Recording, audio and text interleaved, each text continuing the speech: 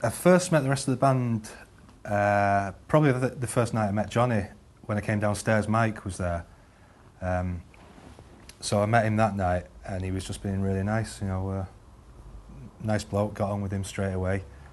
And there was a couple of other people around, a couple of roadies and stuff. Everyone was just really nice, made me feel at home. And then the next person I met was Morrissey. It was probably about a week or 2 weeks after the initial meeting with Johnny.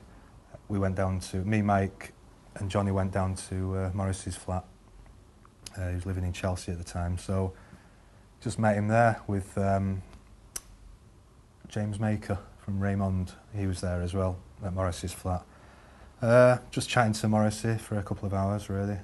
He's obviously just feeling me out, just not in that way, but do you know what I mean? Just getting the vibe of what I was about. We got on well, and then went back up to Manchester. And probably when I met Andy the first time was maybe the first rehearsals that we had. There were hardly any rehearsals with the Smiths, but when we did do a bit of rehearsals together was in Mike's basement, so I think that was the time I met Andy.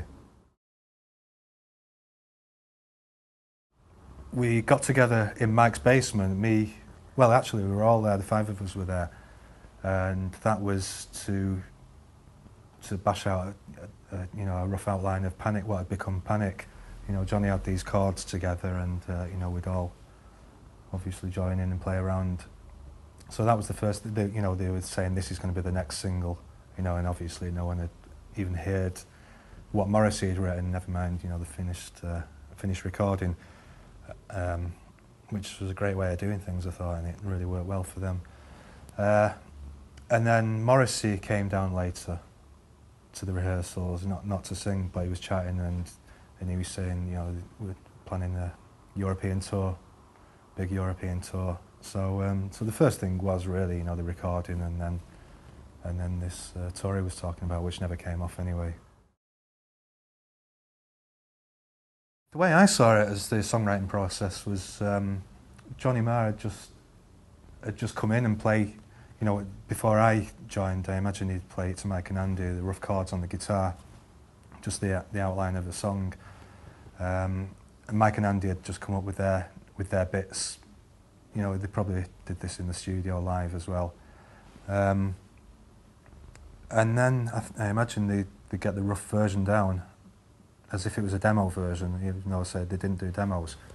And then Morrissey would probably take a tape of it, go off and write the lyrics to it, unless Johnny would give him a tape of just him on the guitar, a few weeks before or whatever.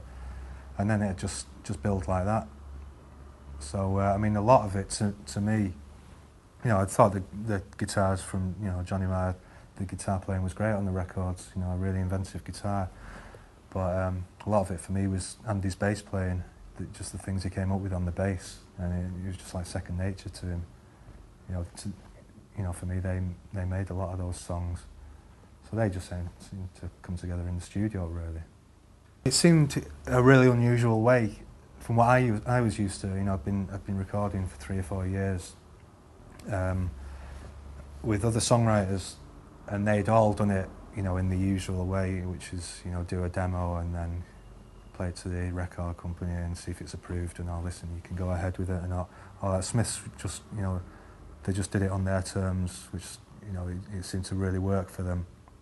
And it was just great, yeah. I mean, that was a really good thing about it, going in the studio, recording the backing track, getting quite a few of the guitars on, and then, Morrissey had come down, or he'd be there quite a bit at the time as well while we were recording, nodding or, mostly nodding, or he'd probably shake his head outside. And then, Morrissey would get up there, get into the vocal booth and do his bit, and then you just realise, because you didn't have a clue what was going to come on the records from Morrissey. He'd probably say what the title was going to be. This is on the few tracks that I played. I probably played on about 12, 15 songs of the Smiths in this period, but that's the impression I got, how they always worked. And just something like Panic, really, even that was just a really basic, strumming guitar track until I heard Morrissey vocals, and that just seemed to really, bring it to life. and just make it really different, I thought. You know, and by this time as well, I was a fan of the Smiths. I was really proud that Panic had been such a big hit, and that was the first track I played on with the Smiths. And I didn't really know anything about chart placings of the Smiths before, because like I said, I didn't really know anything about the Smiths that much, apart from, you know, a bit of a distance, you know, of the Manchester scene. But yeah, it's just really proud playing on it anyway, because, you know, I was just really into the band by that point. But even prouder that, you know, it got to number 11, like you say.